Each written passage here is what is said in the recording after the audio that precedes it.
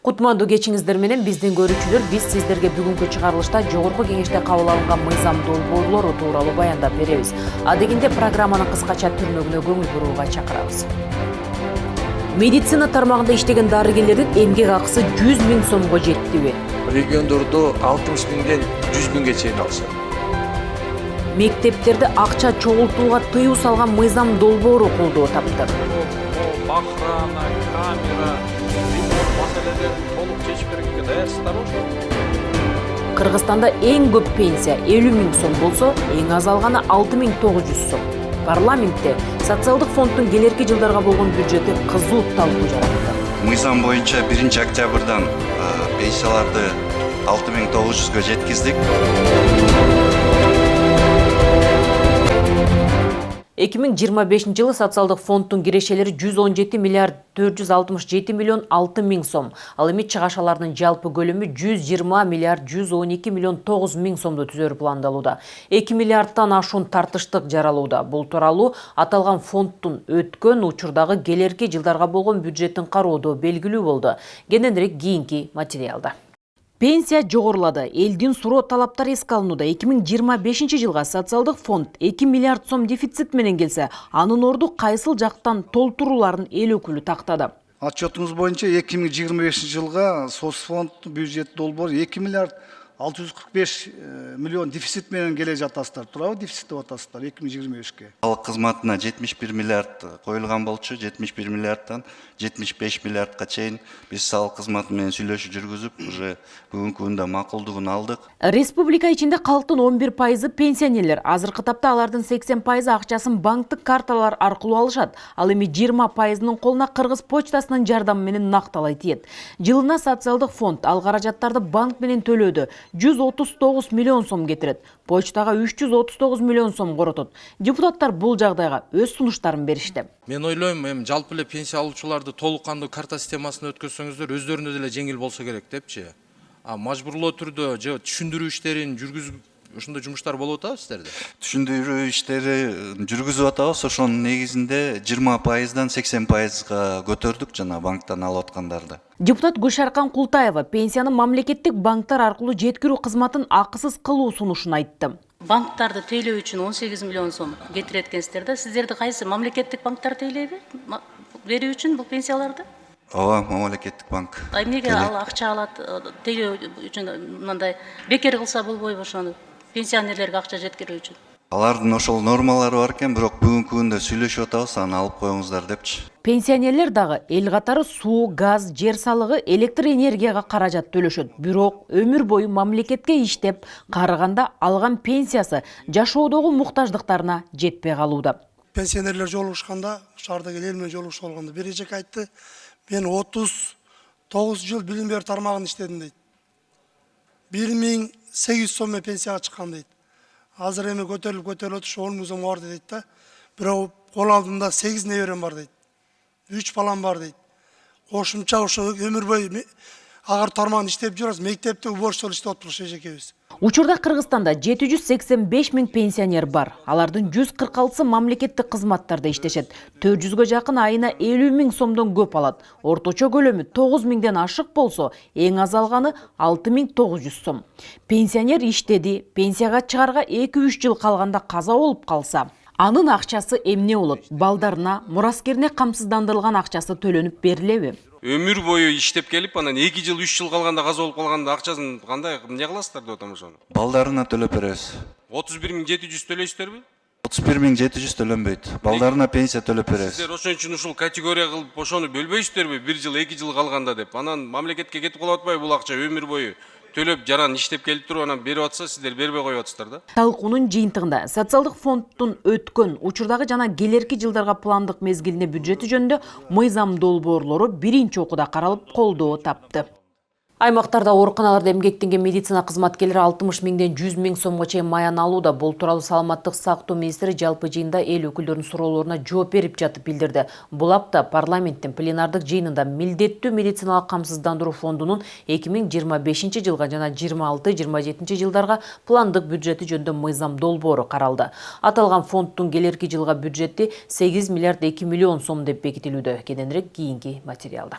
Милдеттүү медициналык камсыздандыруу фондунун 2025 жылга бюджети 8,2 миллиард сом деп бекитилди. Фонддун негизги киреше булактарын республикалык бюджеттен, социалдык фонддон жана милдеттүү медициналык камсыздандыруу полисинен түшүүчү каражаттар түзөрү күтүлүүдө. 1 миллиард 28 миллион 935 миң 200 сом республикалык бюджеттен келүүчү милдеттүү медициналык камсыздандыруу каражаттары. Аталган каражаттарга зарыл болгон атайын техникаларды сатып алуу, баштапкы медициналык санитардык жардам көрсөтүүлөрдүн сапатын жакшыртууга жана бейтаптардын муктаждыктарын камсыз кылууга жумшоо пландалууда. Талкуу учурунда эл өкүлдөрү фонддун негизги милдети калкты жеңилдетилген дары-дармектер менен камсыздоо экенин белгилешип, бул жааттагы көйгөйлөргө кеңири токтолушту. Биздин жарандар билиш керек, мамлекеттик аптека кайсы, жеке аптека кайсы. Анан элдер ишене баштайт, да, мамлекетке чын эле мамлекеттик аптека экен бул депчи. Сапаты да жакшы болуш керек, басы да арзан болуш керек бир канча жеке аптекаданчы.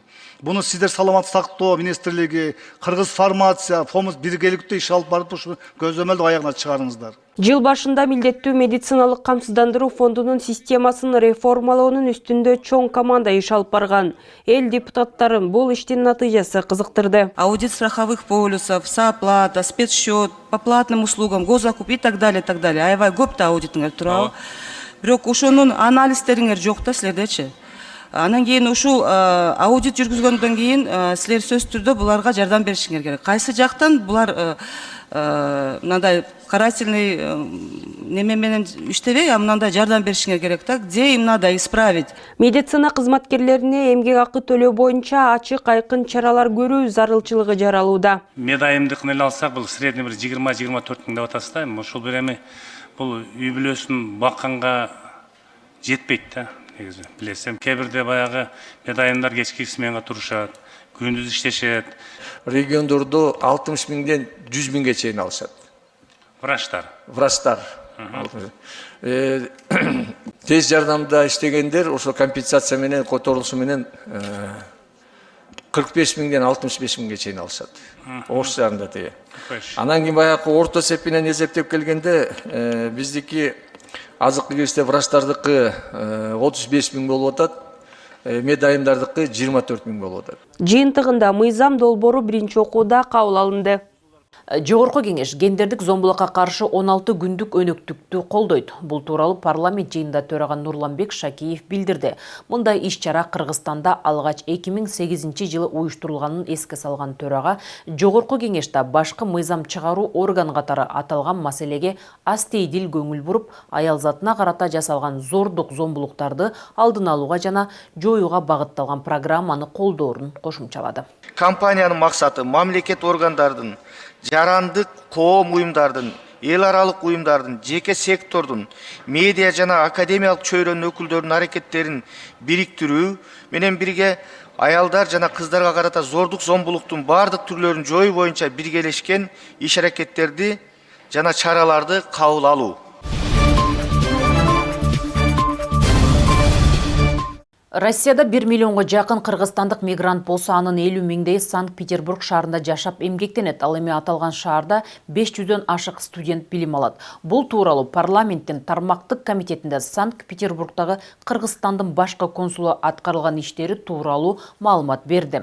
Аталган шаардагы мигранттардын абалы абак жайларында кармалып турган журтташтардын мекенине экстрадициялоо иштери тууралуу кийинки материалда. 2023 жылдын май айында Санкт-Петербург шаарында ачылган башкы консулдук отчеттук мезгилде 47.363 консулдук кызмат көрсөткөн. Анда мекендештерди документтештирүү, нотариалдык кызмат көрсөтүү, кыргыз диаспоралык уюмдар менен тыгыз байланыш түзүү жаатында бир катар иштерди аткарган. Соода-экономикалык кызматташтыкты өнүктүрүү максатында Санкт-Петербург шаарында өтүп турган дүйнөлүк жана эл аралык деңгээлдеги маанилүү иш-чараларга башкы консулдук активдүү өкүл катышып турат жана кыргыз тараптын катышуусун камсыздап келет. Консулдук аймакта Кыргызстандын жарандары негизинен айдоочулук, курулуш жана ар кандай кызмат көрсөтүү чөйрөлөрүндө, мисалы тамактануу, косметология, клининг жана башка тармактарда көбүрөөк эмгектенишет. Талкуу учурунда эл өкүлдөрү журтташтар кабылган негизги көйгөйлөрдү ортого салышты. Азыр 7-ге 8-ге чыгып калган балдарын үйдө кармап отурушат. Эң көйгөйлүү маселе ушул болуп атат. Кечээ мен Москвага барып эл менен жолукканда, ал жерде да ушул маселе болгон. Мен консул менен сүйлөшүп, ал жакта ушуга кандай бир көмөк көрсөтө аласызбы, кандай бир? Азыркы кезде ушул полисти берүү жөнүндө ар дайым ар кандай деңгээлде бул суроо көтөрүлүп атат. Ал деген ошо федеральный уровень деп коет, ошо өкмөттөр аралык чечимдери менен кабыл алынат. Эми буюрса чечилет деп ойлойм. Азыркы тапта Россия Федерациясында миграциялык мыйзамдарга өзгөртүүлөр киргизилип, эрежелер катаалдашып жатат. Мындан улам жарандардын укуктарын жана кызыкчылыктарын коргоо башкы маселе болууда. Ар кандай себептер менен абак жайларында отурган 56 жаранды мекенине кайтаруу боюнча эки тараптуу сүйлөшүүлөр жүрүп жатыптыр. Биздин да бир жараныбыз мына былтыр сот болгон экен, макулдугун берген экен бул жерге экстрадиция кылуу боюнча, бирок мына 1 жылдан ашып калды, дагы деле эч кандай иш жүргүзбөйт атат, отурат ошол жерде. Ошонун үстүндө мындай көбүрөөк жардам берсиңер. Маалым болгондой, учурда аталган шаардагы жогорку окуу жайларында 500дөн ашык студент билим алууда. Ушул жогорку окуу жайлар менен Санкт-Петербург шаары бул жагынан өтө күчтүү. Алар менен бул жагынан иш алып барсаңыздар жакшы болмок.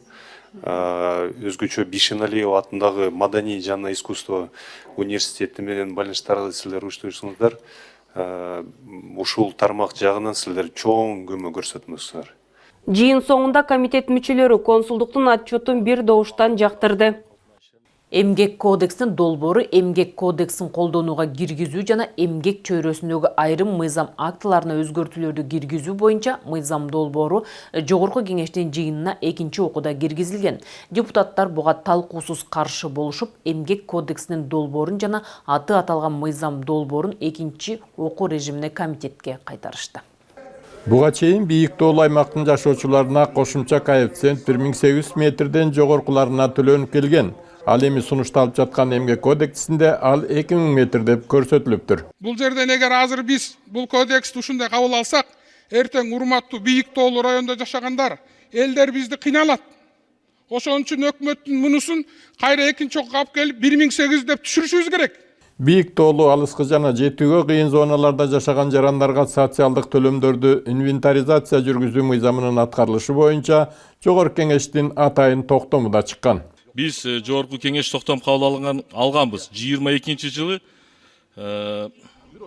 29-июнунда, кийин 22-жылдын 28-декабрында Кыргыз Республикасынын бийик тоолуу алыскы жана жетүүгө кыйын зоналарда жашаган жарандарга социалдык төлөмдөр боюнча инвентаризациялоо жүргүзүү мыйзамы боюнча аталган токтом долбоору толук кандуу аткарыла элек. Мактанып атасыңар, профицит триллион болду биздин бюджет деп мактанып атабыз да, кайра ошол өзгөчө катаал шартта жашаган адамдардын акчаларын кыскартабыз деп эмгек кодексине киргизип алып келип атасыздар. Сиздер эми кичине уялсаңыздар болбойбу? Чын бышыгын сурап көрөлүшү деген да депутаттар болушту. Дарга соткондон дагы сөз берет го, ушул маселени так айтсынчы, ушундай өзгөрүү барбы жокпу кодексте? Чындыгында эле ошол 1800'дү жокко чыгарып 2000 болсун деген өзгөрүү келдиби? Бул мыйзамда 1800 деп белгиленген, ошондон жогору. Ошол эмгек кодексинде дагы аны эч кандай өзгөртүү киргизген жокпуз. Болгону 1 жылда алган эмгек өргүү жөнүндө гана действующий кодексте бар, ошол бойдон эле калып жатат. Депутаттар тарабынан берилген сунуштар эске алынган эмес. Бир ондогон ашык сунуштар депутаттардан сиздерге түшкөн. Практически бирөөнү да кабыл алган жоксуңар да. Анан эмне кереги бар анда жогорку кеңештин? Шарты катаал аймакта жашагандардын абалын толук иликтебей, комиссиянын ишин толук жыйынтыктабай туруп, мыйзам долбоорун алып келишкенине депутаттардын чындап эле ачуулары келди. Жогорку кеңештин токтомун аткарбагандыгы үчүн Эдил Байсалов башында турган сиз дагы болгон комиссияга кызматын туура эмес аткаргандыгы үчүн кылмыш ишин козгосун. Байсалов башында турган комиссия иштеп, канчадан бери иштеп атат. Анын ичинде депутаттар дагы бар. бирок ошону акырына чейин чыгарыш керек да, биринчи могул законду алып келердин алдындачы. Картография бүт бардыгын ордуруна коюп алып туруп, анан мындай чекесинен кетсеңер туура болмок да. 2 жылдан бери бир маселени аткарбаган вице-премьер-министр өзү арызы менен кетиш керек кызматтан керек болсо. Эмнеге биздин депутаттарды чакырбайт? Эмнеге игнорирует этет? Кабыргасынан эле коелу да, биз буга чейин да бир канча жолу маселени көтөрүп эле калабыз да. Атайын кылат, атайын жогорку кеңешти чакырбай коюп атпайбы бул жерде? Билим берүү мекемелеринде мыйзамсыз мажбурлап акча чогулткандар жоопкерчиликке тартылат. Бул тууралуу мыйзам долбоорун депутат Миргүл Темирбаева иштеп чыкты. Максаты мектептерде акча жыйноого жана кандайдыр бир фонддорду ачууга бөгөт коюлууда. Мектепте ремонтко, мугалимге, белек алууга, мындан сырткары майда чүйдө бор, калемге милдеттүү түрдө мажбурлап акча чогултууга, ошондой эле атайын фонддорду түзүүгө тыюу салынууда. Мыйзамсыз чогултууга каршы мыйзам болот да, туура? А мыйзамдуу чогултуу деген эмне? Туура белгилеп атасыз, бул биздин демилге эмес, бул депутаттар көтөргөн демилге.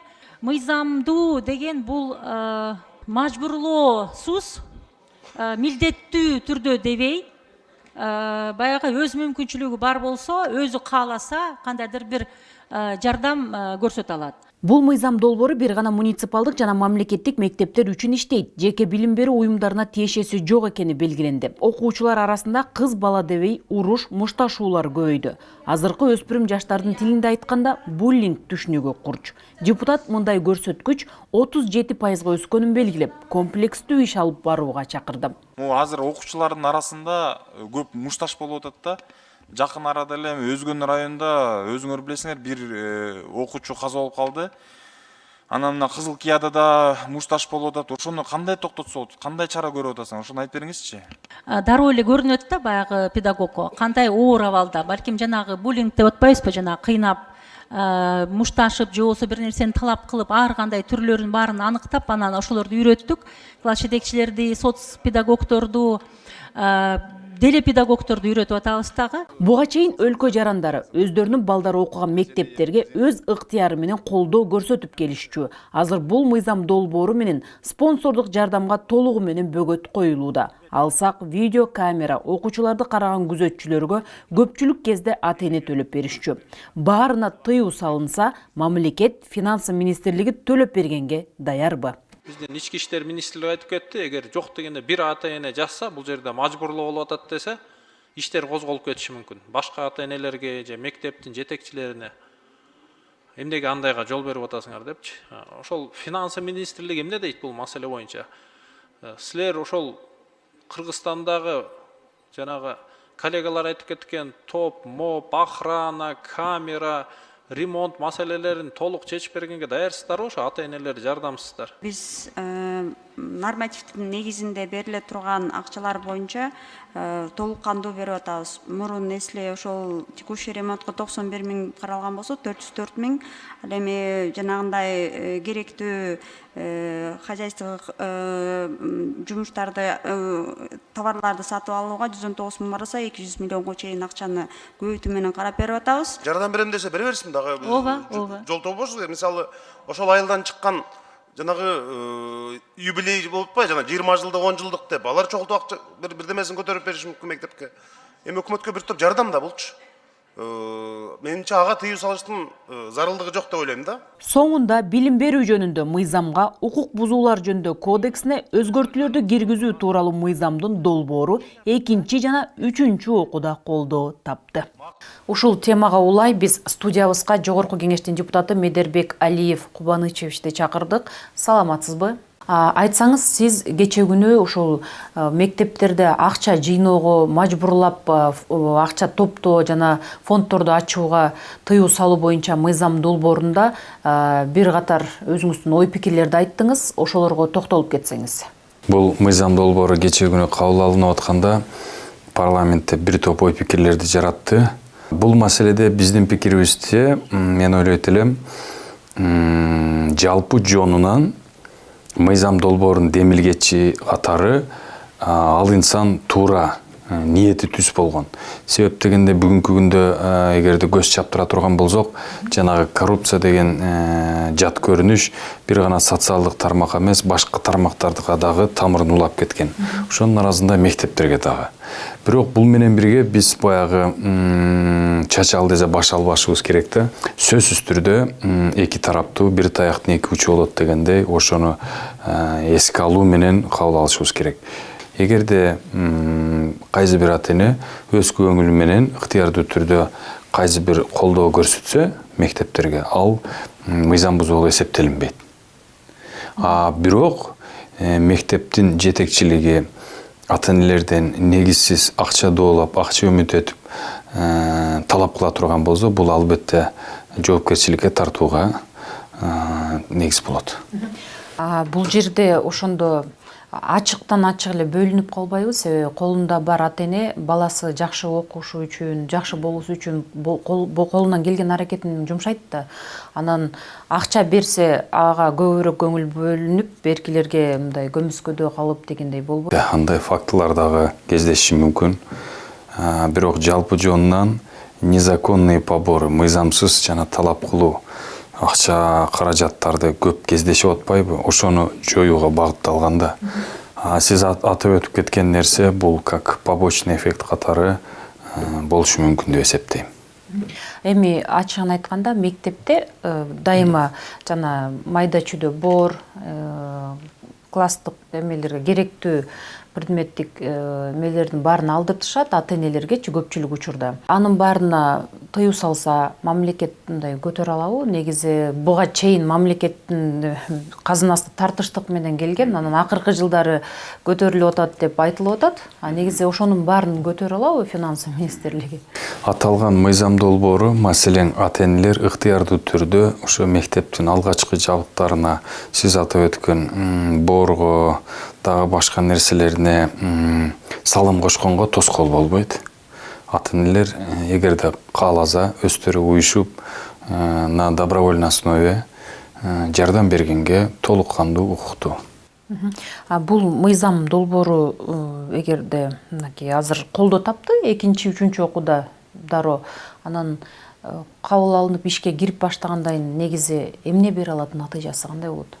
Бул мыйзам долбоорунун алгачкы булак башаты менин пикиримде мыйзам долбоорунун демилгечиси бир гана ойдо, максатты көздөгөн, ал мектептеги мектеп тарабынан ата-энелердин мыйзамсыз акча чогултууга бөгөт коюу. Бир гана ушул максат болгон деп ойлойм. Атайын убакыт бөлүп биздин студиябызга келип маек бергениңиз үчүн сизге чоң рахмат. Сиздерге чоң рахмат. Жакшы туруңуздар. Урматтуу телегөрүүчүлөр, ал эми биз көрсөтүүбүздү улантабыз.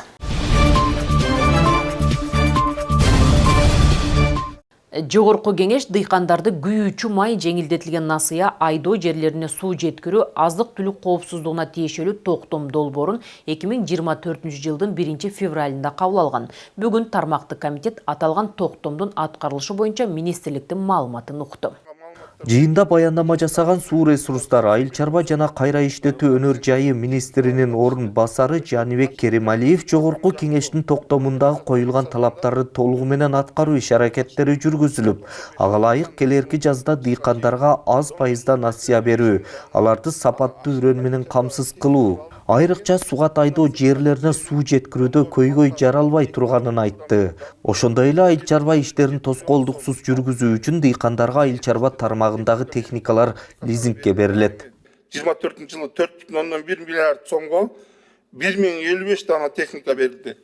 Жылдын аягына чейин 4,5 миллиард сомго 1200 данадан ашык айыл чарба техникаларын берүү болжомдолууда. Албетте, мурдагы жылдарга салыштырмалуу айыл чарба тармагына өзгөчө көңүл бурулуп жатканы көңүл жылытат. Бирок ошол эле учурда бир топ чече турган көйгөйлөр бар. Мисалы, айыл чарба кооперативин өнүктүрүү үчүн айрым маселелерди чечүү зарыл. Кооператив өзүнүн пайдасына жер сата ала албайт. Биз жерди каттабайбыз кооперативке. Ошону сурап атам силерге. Эмнеден коркуп атабыз? Эгерде ошо кооперативдер өзүнө ошо жерди каттап койсо, банкка барып залогко койсо, неден коркуп атабыз? Кооперативдер уюшса, ошондой мындай бутуна туруп белгилүү бекем болгон кооператив болсо почему нет буюшса болот. Жыйында берилген отчетто маалыматтар так даана көрсөтүлбөй калганы айтылды. Ал эми азык-түлүк коопсуздугу боюнча Кыргызстанда абал кандай? Бизде токтом бар. Азык-түлүк коопсуздугу боюнча, продукция боюнча. Кыска айтып бериңиз. Нан азыктары 60,5%, картошка 186,6%, жашылча жемиштер 167,8%. Биз өмө жемиштер 20-30 канча пайыз деп айтып келатабыз. Ет 85,2%, süt 112,7%, кум шекер 100%га жетет деп атабыз. Азыр биз 4 продукцияны биз өзүбүз обеспечивать этип атабыз. Өлкөгө алынып келинген жемиштердин зыяндуулугун кимдер текшерет? Азыр карасаңыздар жана кореялык жүзүм да аябай популярный болуп атат Кыргызстандачы. Эмнеге биздин продукция, биздин табигый органикалык өскөн продукциябыз эмнеге ошондой популярдуулукка ээ болбой эле өзүбүздө даже мындай баркталбай атат да? Бизге келип аткан продукцияларды кандай текшертасыздар? Лабораториялар жок болсо? Фитосанитардык лабораторияларыбыз бар. Ошо фитосанитардык лаборатория аркылуу келген продукциялардын бардыгын жана өсүмдүк өстүрүүчү боюнча бардыгы ошо фитосанитардык лабораториядан өтүп туруп анализ менен чыгып туруп келет. Эл өкүлү Жалалидин Нурбаев жакында курулуучу суу сактагычтар жөнүндө министрликтин маалыматын сурады. 6 долбоор даяр болду. 25-жылы башталат деп атасыз. 3 БСРдин курулуштары болуп атат деп бердиңиздер.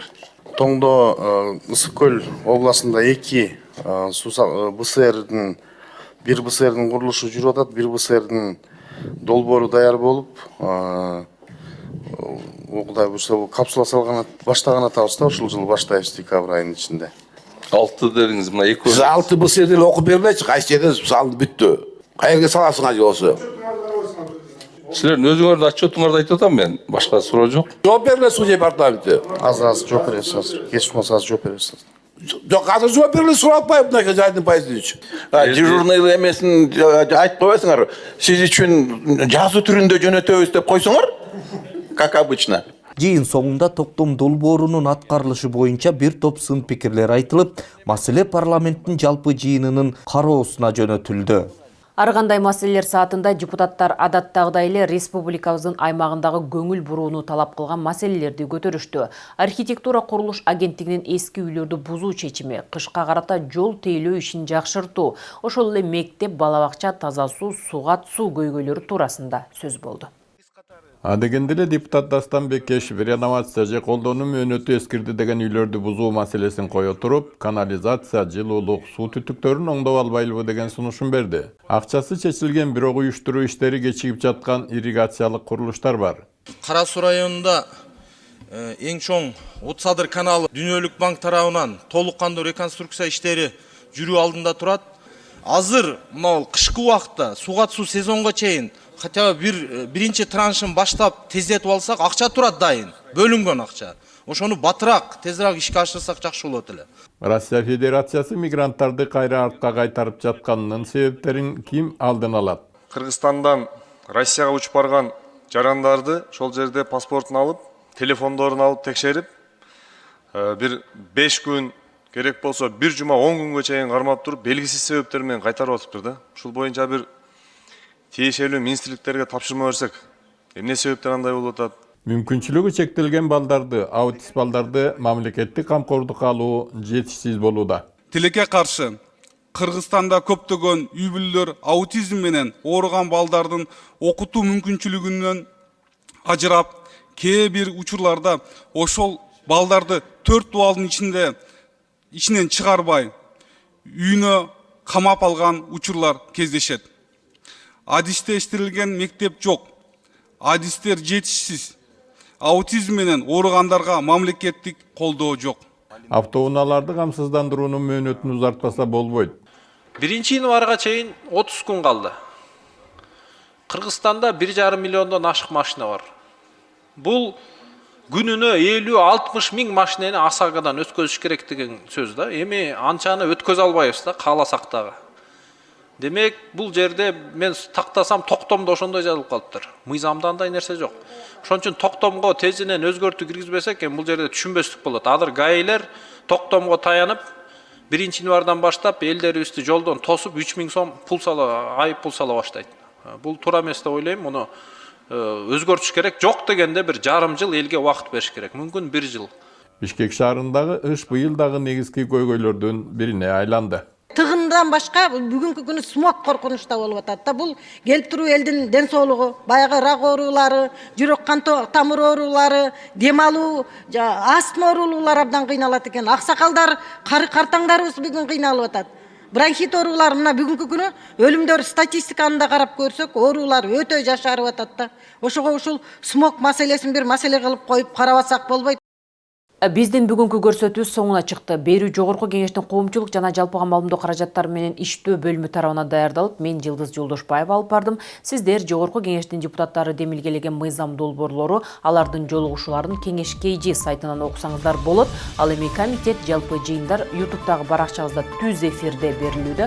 Парламент радиосун тыңдаңыздар. Саламатта болуңуздар.